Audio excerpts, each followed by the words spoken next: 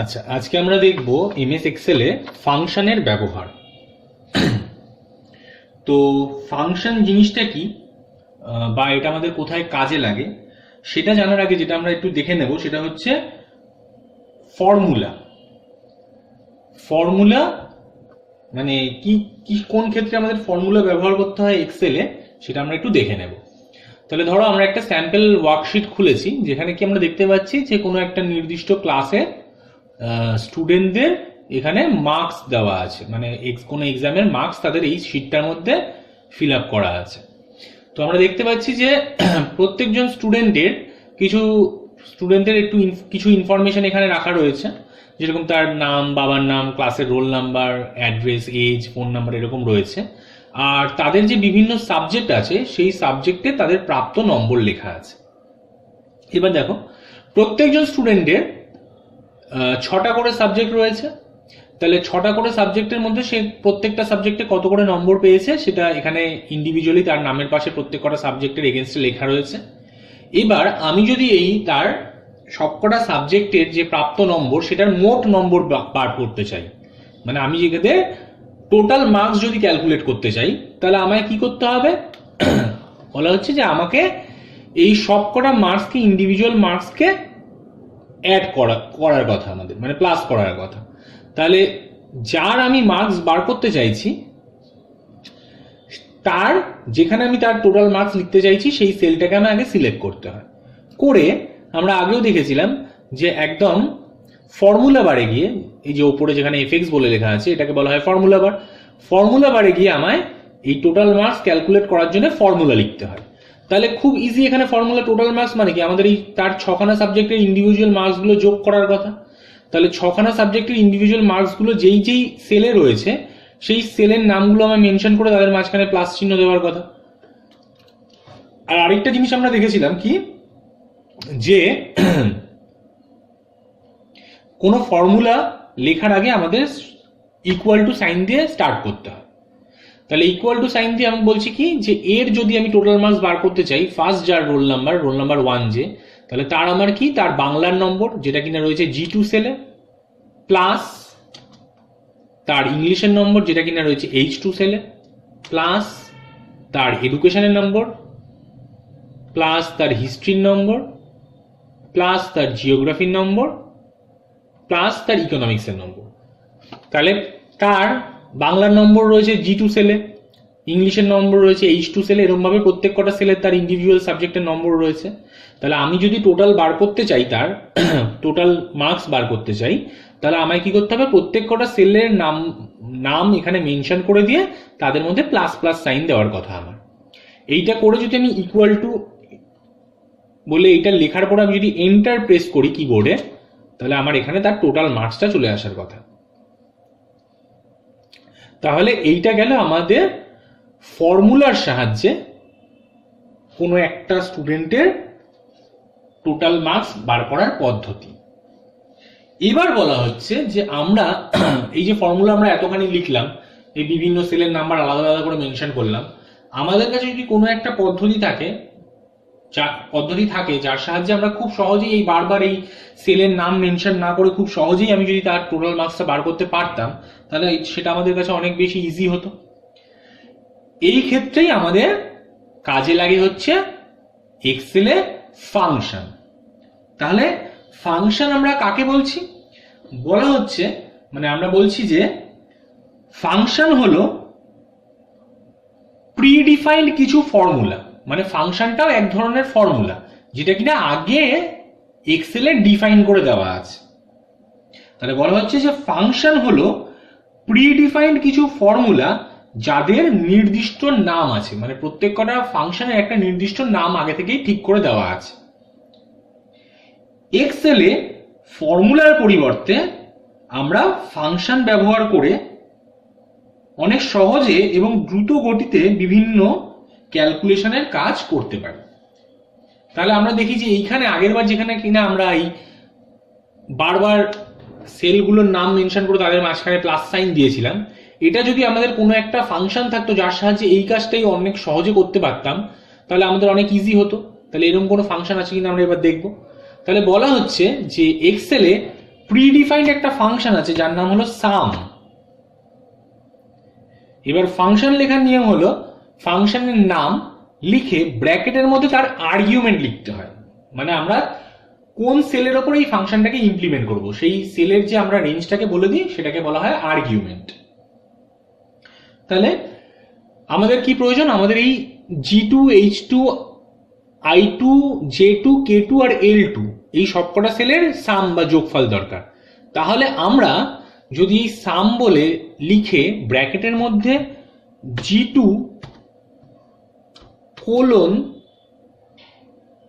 L2 মানে প্রথম সেলটা এবং লাস্ট সেলটার নাম মেনশন করে দিই, করে যদি আমি এন্টার মারি দেখবো ঠিক একই কাজ করেছে। মানে আগের বার আমরা দেখেছিলাম টোটাল মার্কস 425 এসেছিল তার, এইবারেও তার টোটাল মার্কস 425ই এলো। তাহলে দেখো আগের বার যেখানে আমি বারবার প্রত্যেক কটা সেলের নাম আলাদা আলাদা করে মেনশন করতে হচ্ছিল, তাদের মাঝখানে বারবার প্লাস সাইন দিতে হচ্ছিল, এই ফাংশনটা ব্যবহার করার ক্ষেত্রে কি হলো যে আমরা খুব সহজেই ফাংশনটার জাস্ট নাম মেনশন করলাম আর সেল রেঞ্জটা আমি বলে দিলাম। তাহলে ও ওই সেল থেকে লাস্ট সেলটা অব্দি মাঝখানে যতগুলো সেল পেয়েছে তাদের সাম বা যোগ করে আমায় রেজাল্টটা জানিয়েছে। তাহলে সাম এর ক্ষেত্রে আমরা দেখলাম কি যে এই সাম ফাংশনটাকে আগে থেকে প্রিডিফাইন করে দেওয়া আছে ভেতরে এক্সেলে, যেখানে কিনা সাম মানেই ও বুঝে যায় যে আমায় যোগ করতে হবে। তাহলে আমরা সেটাই বলছি যে ফাংশন হলো একটা বিশেষ ধরনের ফর্মুলা যেটা কিনা প্রত্যেক কটা ফাংশনের একটা নির্দিষ্ট নাম দেওয়া আছে আর প্রত্যেক কটা ফাংশনের একটা নির্দিষ্ট কাজ আছে। মানে সাম যে ফাংশনটা সে শুধুমাত্র যোগেরই কাজ করবে, অন্যান্য কাজ করার জন্য আরো অন্যান্য ফাংশন আছে। তাহলে প্রত্যেক কটা ফাংশনের একটা নির্দিষ্ট নাম থাকবে এবং তার একটা নির্দিষ্ট কাজ থাকবে।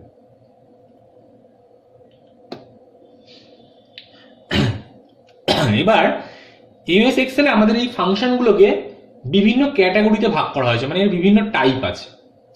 তো আমাদের সিলেবাসে যে যে টাইপগুলো আমাদের পড়তে হবে সেটা হলো ম্যাথমেটিক্যাল ফাংশন আছে কিছু, স্ট্যাটিস্টিক্যাল ফাংশন আছে কিছু, ক্যারেক্টার ফাংশন আছে, লজিক্যাল ফাংশন আছে আর ডেট টাইম ফাংশন আছে।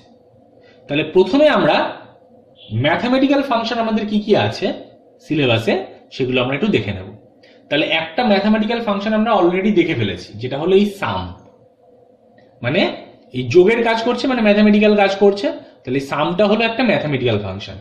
এছাড়াও আরো যেরকম ম্যাথমেটিক্যাল ফাংশন আছে।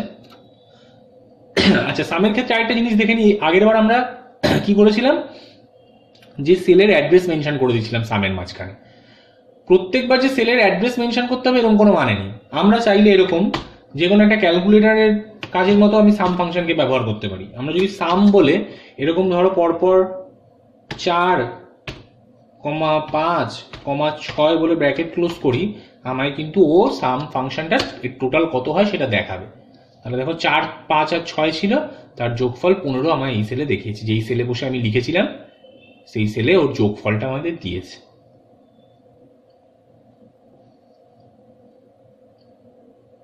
বা এরকম যদি হতো, ধরো একটা সেলে রয়েছে 15, একটা সেলে রয়েছে 10, একটা সেলে রয়েছে ধরো 25।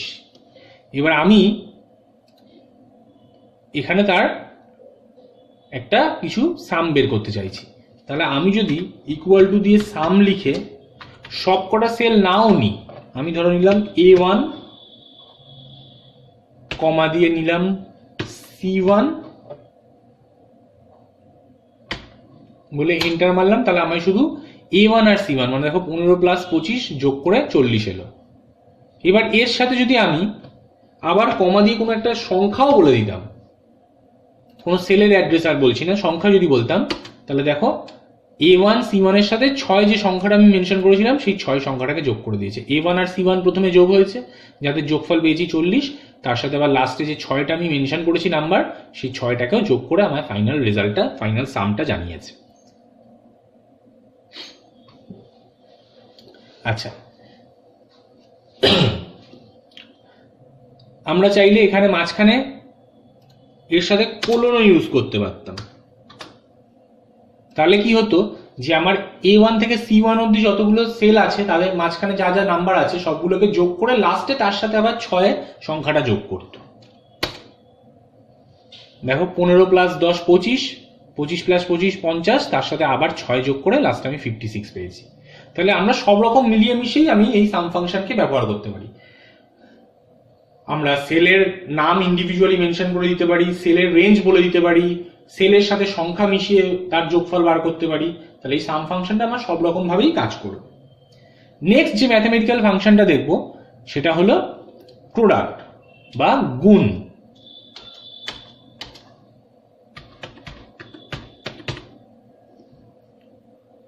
তাহলে সাম ফাংশনটা আমাদের বিভিন্ন সেলের মান বা সংখ্যার সাথে সেলের মান যোগ করতে সাহায্য করতো।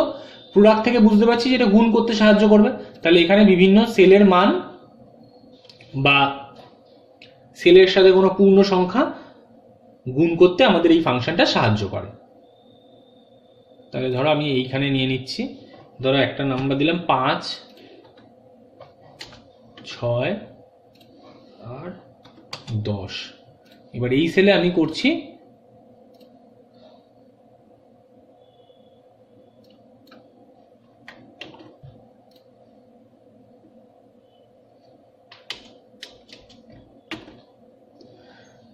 তাহলে প্রোডাক্ট বলে আমি দিচ্ছি এবার ধরো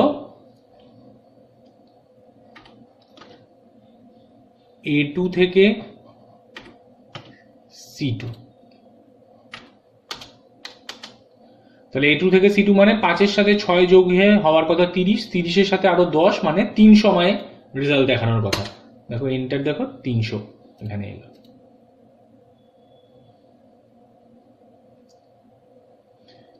তাহলে আমরা যেই সেলটাই সিলেক্ট করব সেই সেলেই আমার রেজাল্টটা দেখাবে।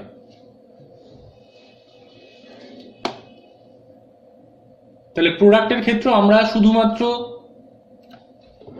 প্রোডাক্ট লিখে যদি কোনো সংখ্যার মেনশন করে দিই তাহলে সেই সংখ্যা দুটোর গুণফলই দেখাবে। যদি আমি এখানে 12,5 লিখতাম তাহলে 12 আর 5-এর গুণফল আমায় দেখাতো এই সেলে। দেখো 12-5-এ 60 হয়, সেটা দেখালো। তাহলে প্রোডাক্টের ক্ষেত্রে সামের মতনই আমরা প্রথমে প্রত্যেকটা ফাংশন লেখার একটাই নিয়ম যে প্রথমে ইকুয়াল টু সাইন দিয়ে স্টার্ট করতে হবে, তারপরে ফাংশনটার নাম লিখতে হবে, তারপরে ব্র্যাকেটের মধ্যে আর্গুমেন্ট মানে কোন সেল ইউজ হবে বা কোন সংখ্যা ইউজ হবে সেগুলো আমাদের হয় কোলনের সাহায্যে। যদি আমরা রেঞ্জ মেনশন করি তাহলে কোলনের সাহায্যে আমায় বলতে হবে। আর যদি আমি ইন্ডিভিজুয়ালি আলাদা আলাদা সেল মেনশন করতে চাই তাহলে আমায় কমা কমা দিয়ে দিয়ে সেই সেলের নামগুলো বলতে হবে।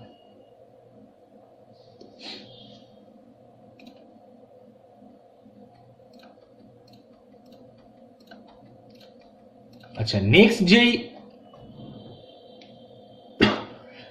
যেই আমরা ম্যাথমেটিক্যাল ফাংশনটার কথা বলবো সেই ম্যাথমেটিক্যাল ফাংশনটা হলো রাউন্ড। তাহলে রাউন্ড আমাদের কি করে? এই রাউন্ড যে ফাংশনটা আমরা এবার বলবো ম্যাথমেটিক্যাল ফাংশন, তার কাজ হলো যে কোনো ভগ্নাংশকে বা এমন একটা সংখ্যা যার মধ্যে ডেসিমাল পয়েন্ট রয়েছে সেই সংখ্যাগুলোকে বা ভগ্নাংশকে আসন্ন মানে প্রকাশ করতে, মানে অ্যাপ্রক্সিমেট ভ্যালু রাউন্ড অফ করতে আমাদের সাহায্য করে এই ফাংশনটা। তাহলে ধরো আমরা যদি ফাংশন লেখার নিয়ম সেই একই, রাউন্ড বলে আগে ফাংশনটার নাম মেনশন করতে হবে। এবার এই রাউন্ড ফাংশনটা লেখার নিয়ম হলো যে রাউন্ড লেখার পরে প্রথমে আমায় আগে সংখ্যাটা, যেই সংখ্যাটাকে আমি রাউন্ড অফ করতে চাইছি মানে যার আসন্ন মান বার করতে চাইছি সেই সংখ্যাটাকে আগে লিখতে হয়। ধরো আমি লিখলাম 4.573। এবার এটা গেল সংখ্যাটা যাকে আমি রাউন্ড অফ করতে চাইছি বলে কমা দিয়ে আমি কত ঘর পর্যন্ত এর মানটা নিতে চাইছি, দশমিক বিন্দুর পরে কত ঘর অব্দি মানটা নিতে চাইছি সেটা আমার এর পরে কমার পরে বলে দিতে হয়। ধরো এখানে যদি আমি 2 ঘর লিখতাম, 2 লিখে দিতাম, তাহলে দেখো এটা কি হতো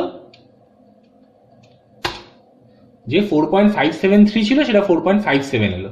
যেহেতু 3 এর পরে সেকেন্ড ঘরের পরে 3 আছে তাই ওই ঘরটায় আর কিছু হলো না। আমরা জানি 0 থেকে 4 অবধি থাকলে আগের ঘরটায় কোনো চেঞ্জ হয় না। এই ঘরটায় যদি 6 থাকতো তাহলে দেখো আমাদের যেই মুহূর্তে রাউন্ড বলে এইটা লিখতাম তাহলে দেখো এই 57 যেটা ছিল 57টা 58 হয়ে গেল, যেহেতু পরের ঘরে আমার 7 এর পরের ঘরটা আমার 6 আছে। একই রকম ভাবে যদি আমরা রাউন্ড অফ এক ঘরে রাউন্ড করতে চাইতাম মানে দশমিক বিন্দুর পরে জাস্ট একটা ঘর আমি চাইতাম, একটা ডিজিট চাইতাম, তাহলে যদি এক ঘর লিখে এরকম করতাম দেখো 4.6 যেটা 4.5 ছিল সেটা 4.6 হয়ে গেল, যেহেতু 5 এর পরের সংখ্যাটা রয়েছে 7। তাহলে 7 যেহেতু 5 থেকে 9 এর মধ্যে পড়ছে, তাহলে আগের সংখ্যার সাথে আগের ঘরের সংখ্যার সাথে 1 যোগ হয় আমরা জানি, তাই 4.5 এর সাথে 1 যোগ হয়ে গিয়ে ওটা 4.6 হয়ে গেল। তাহলে রাউন্ড ফাংশনের লেখার নিয়ম হলো, সিনট্যাক্স হলো যে প্রথমে ইকুয়াল টু সাইন দিয়ে রাউন্ড যে ফাংশনটা, সেই ফাংশনটার নাম মেনশন করতে হয়। এরপরে বন্ধনীর মধ্যে, ব্র্যাকেটের মধ্যে আমায় যেই সংখ্যাটাকে রাউন্ড অফ করতে চাইছি সেই সংখ্যাটাকে লিখতে হয় আগে, কমা দিয়ে আমি কত ঘর অব্দি ডেসিমাল পয়েন্টের পরে কত ঘর অব্দি দেখতে চাইছি সেই সংখ্যাটা, যেটাকে বলা হয় নাম্বার ডিজিট, সেই সংখ্যাটাকে আমি মেনশন করে দিতে হয়। আচ্ছা, এবার যদি আমি এইখানে, যেখানে আগের বার 1 2 এরকম লিখছিলাম, এবার যদি আমি এখানে 0 লিখি, 0-র ক্ষেত্রে কি হয় দেখো, যদি আমি এরকম 4.576 সংখ্যাটা ছিল, তারপরে কমা দিয়ে 0 লিখলাম, লিখে যদি এন্টার মারি, আমার হয়ে গেল 5। মানে নেক্সট যে হোল নাম্বারটা আছে, মানে যেহেতু আমি 0 করে দিয়েছি, মানে আমি বলেছি দশমিক বিন্দুর পরে কোনো ঘর থাকবে না, তাহলে নেক্সট যে হোল নাম্বারটা আছে সেই হোল নাম্বারে আমার ওই নাম্বারটাকে প্রকাশ করবে। তাহলে 4.576 ছিল, তাই ওটাকে আমার নেক্সট হোল নাম্বার যে আছে সেই হোল নাম্বারে প্রকাশ করলো, যেটা কিনা 5। এবার এটাই যদি 4.476 থাকতো, তাহলে সেটা হয়ে যেত 4। কারণ আমরা জানি এইখানে দশমিক বিন্দুর পরে যদি 5 থেকে 9 অবধি কোনো সংখ্যা থাকে, তাহলে আগের পূর্ণ সংখ্যার সাথে 1 যোগ হয়ে যায়। আর যদি 0 থেকে 4 অবধি কোনো সংখ্যা থাকে, তাহলে আগের সংখ্যার সাথে কিছু যোগ হয় না, যেই সংখ্যাটা ছিল সেই সংখ্যাটাই থেকে যায়। তাই এখানে যেহেতু 4 এর পরে পয়েন্টের পরে 4 রয়েছে, তাইলে সেই জন্য আগের হোল নাম্বারটার সাথে কিছু যোগ হলো না, শুধু হোল নাম্বারটাই বসে গেল। আর এইটা যদি 5 থেকে 9 এর মধ্যে কোনো সংখ্যা হয়, তাহলে ওটা আগের পূর্ণ সংখ্যাটার সাথে 1 যোগ হয়ে যাবে, মানে 4 এর সাথে 1 যোগ হয়ে গিয়ে 5 পাচ্ছি আমরা। তাহলে এটা হলো রাউন্ড ফাংশনের সিনট্যাক্স, বা রাউন্ড ফাংশন কিভাবে কাজ করে সেটার ডেসক্রিপশন।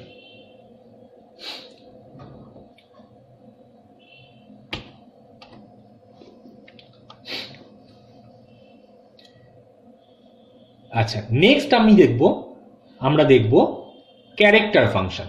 আমাদের 3খানা ক্যারেক্টার ফাংশন আছে, সেই ক্যারেক্টার ফাংশনগুলো আমরা দেখে নেব। প্রথম ফাংশনটা হচ্ছে আপার। তাহলে কি বলছে, ফাংশন লেখা সেই একই নিয়ম, প্রথমে ইকুয়াল টু সাইন দিয়ে আগে ফাংশনটার নাম লিখতে হবে। বলে আপার বলে যদি আমি ধরো কোনো একটা নাম, কিছু যে কোনো একটা জিনিসের নাম যদি স্মল লেটারে লিখি,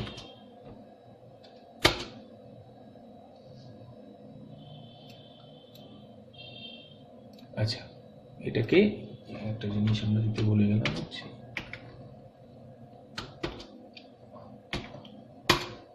তাহলে আমরা যেটা স্মল লেটারে দিয়েছিলাম সেটাকেও ক্যাপিটাল লেটার করে দিল। আপার মানে আপার কেস, মানে স্মল লেটার থেকে যে ফাংশনটা ক্যাপিটাল লেটারে কনভার্ট করে। তাহলে আমি লিখেছিলাম স্মল লেটারে সচিন কথাটা, বাইরে যেহেতু আমি আপার ফাংশন ব্যবহার করেছি, তাই এই স্মল লেটারগুলোকে সব ক্যাপিটাল লেটার বানিয়ে দিয়েছে। একই রকম ভাবে আরেকটা ফাংশন আছে। আচ্ছা, এই আপারটা আমরা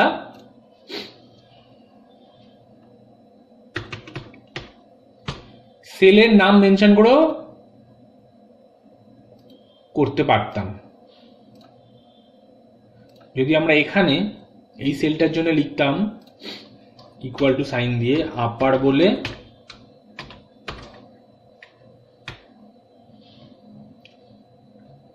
A2, তাহলে দেখো A2 সেলে যে ছিল তাকে ও আপার করে এই সেলে বসিয়েছে।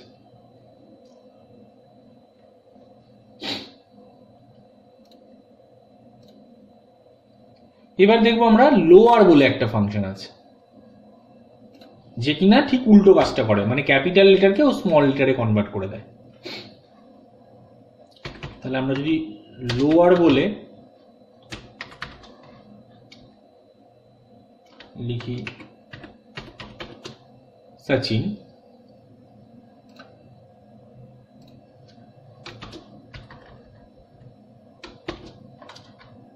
তাহলে যেটা আমরা ফুল ক্যাপিটাল লেটারে লিখেছি ও সেটাকে পুরো ফুল স্মল করে দেবে।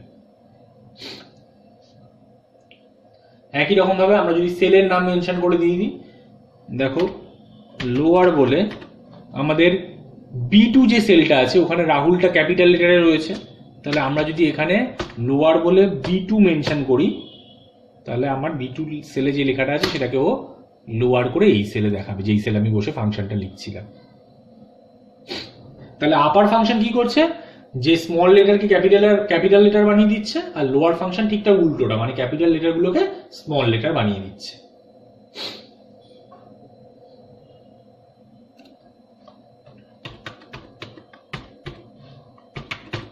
আচ্ছা, আরেকটা যে আমাদের ক্যারেক্টার ফাংশন আছে সেটা হলো কনক্যাটিনেট। তাহলে এই ফাংশনটার কি কাজ একটু আমরা দেখে নেব।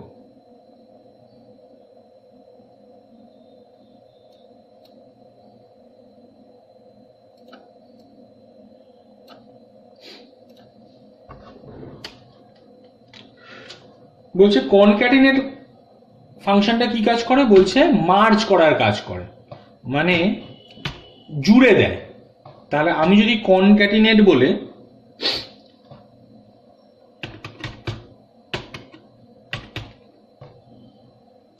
দুটো সেলের নাম মেনশন করে দিই, কমা দিয়ে মেনশন করতে হয়, ধরো B1 সেল আর C1 সেল।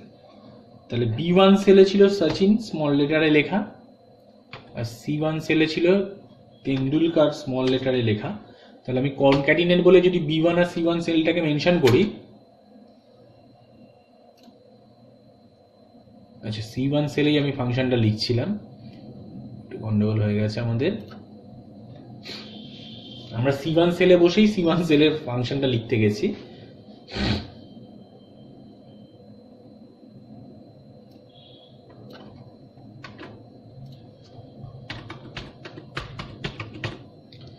C1 সেলে তেন্ডুলকার লেখাটা লিখলাম। এবার B1 সেলে গিয়ে যদি আমি এই ফাংশনটা লিখি কনক্যাটিনেট B1 C1, ও কি করবে, দুটো সেলের যে ক্যারেক্টারগুলো ছিল, স্ট্রিংগুলো ছিল, তাকে মার্জ করে এখানে বসিয়ে নেবে, মানে জুড়ে দিয়েছে। দেখো B1 সেলে ছিল সচিন আর C1 সেলে ছিল তেন্ডুলকার। তাহলে ও কি করলো, আমি যেই মুহূর্তে এই সেলটায় কনক্যাটিনেট B1 C1 বলে লিখলাম, ও B1 এর সাথে C1 কে মার্জ করে দিল, মানে জয়েন করে দিল। দুটো লেখা আমার এখানে এই সেলে একসাথে দেখাচ্ছে। তাহলে কনক্যাটিনেট ফাংশনের কাজ হলো যে দুটো ওয়ার্ড বা দুটো স্ট্রিংকে একসাথে জুড়ে দেওয়া।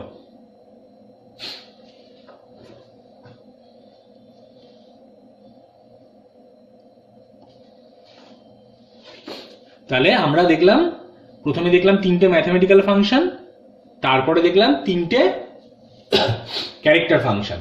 এবার আমরা দেখব ডেট টাইম ফাংশন।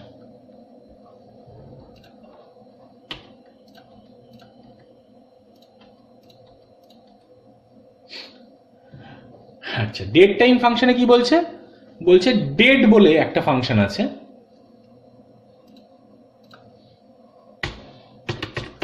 ডেট বলে, যেটা লেখার ফরম্যাট হলো যে আগে ইকুয়াল টু সাইন দিয়ে ফাংশনটার নাম তো যেরকম লিখতে হয় লিখলাম আমরা ডেট বলে, ফাংশনটার নাম ডেট বলে, এর ভেতরে আমায় ফরম্যাটটা হলো আগে ইয়ার মেনশন করতে হবে, তারপরে মান্থ, তারপরে ডে। তাহলে ধরো আমি ইয়ারটা লিখতে চাইছি 2020, মান্থ কমা কমা দিয়ে লিখতে হবে, মান্থটা ডিসেম্বর মানে 12, আর ডেটটা আমি লিখতে চাইছি 17। তাহলে এইটা লিখেছি, এই মুহূর্তে আমি এন্টার প্রেস করব, দেখো ডেটটা আমাদের 17/12/2020। তাহলে আমাদের লেখার ফরম্যাটটা আমরা সিনট্যাক্সের ক্ষেত্রে কিন্তু আগে আমরা ইয়ার, তারপরে মান্থ, তারপরে ডে মেনশন করেছিলাম, কিন্তু ডেটটা যখন এলো আমাদের কিন্তু যেই ফরম্যাটে আমরা লিখি যে আগে তারিখ, তারপরে মাস, তারপরে সাল, সেই হিসাবেই এসছে। তাহলে সিনট্যাক্সটা কিন্তু আমাদের খেয়াল রাখতে হবে যে আমরা যেরকম ভাবে কিন্তু ডেট লিখি সেইটা সিনট্যাক্স না। সিনট্যাক্সের ক্ষেত্রে আগে কি করতে হবে, আমায় প্রথমে ইকুয়াল টু সাইন দিয়ে ডেট ফাংশনটার নাম মেনশন করতে হবে, তারপরে ইয়ার কমা দিয়ে মান্থ, আর তারপরে ডেটা, সেই ডেটাকে মেনশন করতে হবে।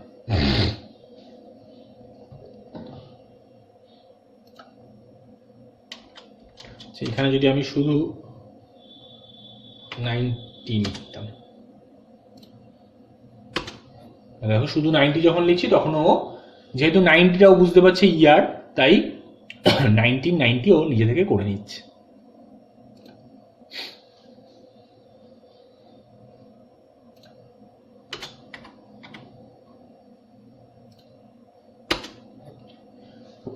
যখন আমরা 09 শুধু 9 লিখছি তখন ও 1909 করে নিচ্ছে। তাহলে এইভাবে আমরা যখন আমরা কোনো সেলে ডেট লিখতে চাইবো, আমায় এই ফরম্যাট মেনটেন করে, এই সিনট্যাক্স মেনটেন করে আমায় কোনো একটা নির্দিষ্ট সেলে ডেট লিখতে হবে। আচ্ছা, আমরা চাইলে সেল অ্যাড্রেস মেনশন করেও ডেট লিখতে পারি। ধরো আমি এখানে একটা কোথাও ডেট দেখতে চাইছি, হ্যাঁ এখানে একটা ডেট দেখতে চাইছি, তাহলে যেই সেলে আমি ডেট দেখতে চাইছি সেই সেলটাকে আগে সিলেক্ট করতে হবে। আমরা জানি ইকুয়াল টু দিয়ে ডেট বলে যদি আমি সেলের নাম মেনশন করে দিই, তাহলে আমরা ধরো বলছি এই সেলটা, তাহলে ইয়ারের জায়গায় এই সেলটা মানে 1989 আসবে। কমা দিয়ে ধরো আমরা ডেট চাইছি হচ্ছে, এরপরে মান্থ দেওয়ার কথা, মান্থটা আমি চাইছি ধরো এই মান্থটা, কমা দিয়ে ডেট আমি চাইছি এইটা বলে যদি আমি এন্টার মারি তাহলে দেখো কিন্তু আমার একই হবে। তাহলে আমি সংখ্যা মেনশন করে বলে দিতে পারি, আমি সেল অ্যাড্রেস মেনশন করে আমি ডেটটা আমি কোনো সেলে আনতে পারি। শুধু সিনট্যাক্সটা আমায় প্রপারলি মেনটেন করতে হবে, যে আগে ডেট লেখার পরে প্রথমে ইয়ার, তারপরে মান্থ, তারপরে ডে। এটা গেল ডেট লেখার সিনট্যাক্স ফরম্যাট।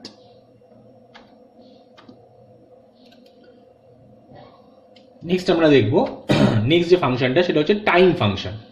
তাহলে আমি বুঝতেই পারছি নাম দেখে যে আগের ফাংশনটা যেরকম ডেট ছিল, যে যার সাহায্যে আমরা এমএস এক্সেল এর ডেট তারিখের ফরম্যাট মেনটেন করি, ঠিক একই রকম ভাবে এখানে আমরা টাইমের ফরম্যাট মেনটেন করি এই ফাংশনের সাহায্যে। তাহলে টাইমের ক্ষেত্রে সিনট্যাক্স কি, যে আমায় আগে তো ইকুয়াল টু সাইন দিতেই হবে, দিয়ে টাইম ফাংশনটাকে লিখতে হবে। লিখে প্রথমে আওয়ার মেনশন করতে হবে। আওয়ার ধরো আমি দিচ্ছি 18, মানে ঘন্টাটা দিলাম 18, তারপরে কমা দিয়ে আমায় মিনিটটা মেনশন করতে হবে। মিনিটটা দিলাম ধরো 25, লাস্টে সেকেন্ডটা মেনশন করতে হবে। সেকেন্ড আমি দিলাম ধরো 50, বলে যেই এন্টার মারবো দেখো আমার দেখাচ্ছে 6:25। তার মানে যেহেতু আমরা 18 দিয়েছিলাম আওয়ারটা, তাই আমাদের এখানে 18-র জন্য এখানে পিএমটা এসছে, যেহেতু 12 অব্দি এম ছিল তারপরে আরো 6, তাই সেটা পিএম হয়ে যাচ্ছে। আর এখানে 6 চলে আসছে, যেহেতু 18 দিয়েছি আমরা, যে 12 অব্দি এম ধরেছে 6 মানে, তাই পিএম হয়ে গেছে। আর মিনিটটা আমরা দিয়েছিলাম 25, তাই এখানে 6:25 পিএমএস। তাহলে একই রকম ভাবে ডেটের ক্ষেত্রে যেটা দেখেছিলাম, যে যেরকম সংখ্যা মেনশন করে দিলে হয়, একই রকম ভাবে আমরা যদি এখানে কোনো সেলের অ্যাড্রেস মেনশন করে দিই, মানে কোনো যদি সেলে আমার ডেটা থাকতো, সেই সেলের অ্যাড্রেস যদি এখানে আমরা এরকম কমা কমা দিয়ে মেনশন করতাম, ও সেলের অ্যাড্রেস নিয়েও টাইম দেখাতে পারতো। তাহলে এটা গেল টাইম ফাংশন। লাস্ট যে ডেট টাইম ফাংশন পড়ে রয়েছে সেটা হলো নাও।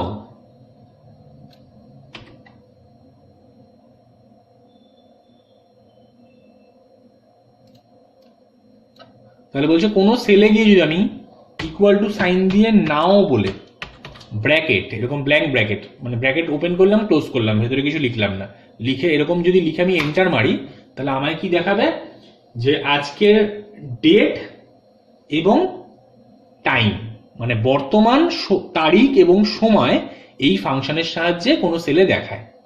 তাহলে এই বর্তমান তারিখ আর সময়টা কি হবে, যে আমার যেই কম্পিউটারে বসে আমি কাজ করছি সেই কম্পিউটারের সিস্টেম ডেট এবং সিস্টেম টাইম, মানে ওই কম্পিউটারে যেই ডেট এবং টাইম হয়ে আছে সেই ডেট এবং টাইমটা আমার ওই পার্টিকুলার সেলে দেখাবে যদি আমি নাও ফাংশন ইউজ করি। তাহলে এই তিনটে গেল হচ্ছে আমাদের ডেট টাইম ফাংশন।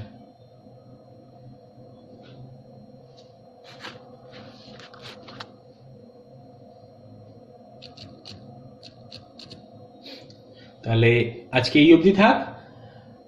নেক্সট যে দুটো টাইপের ফাংশন আমাদের নেক্সট যে ভিডিওটা দেখবো, সেখানে আমরা আরো দুটো টাইপের ফাংশন হয় সেগুলো আমরা একটু দেখবো, যেটা আমাদের বাকি রয়ে গেল। একটা হলো আমাদের স্ট্যাটিস্টিক্যাল ফাংশন আর লজিক্যাল ফাংশন। এই দুই ধরনের ফাংশন কিভাবে কাজ করে তার লেখার ফরম্যাট কি, সিনট্যাক্স কি, সেগুলো আমরা নেক্সট ভিডিওতে দেখব।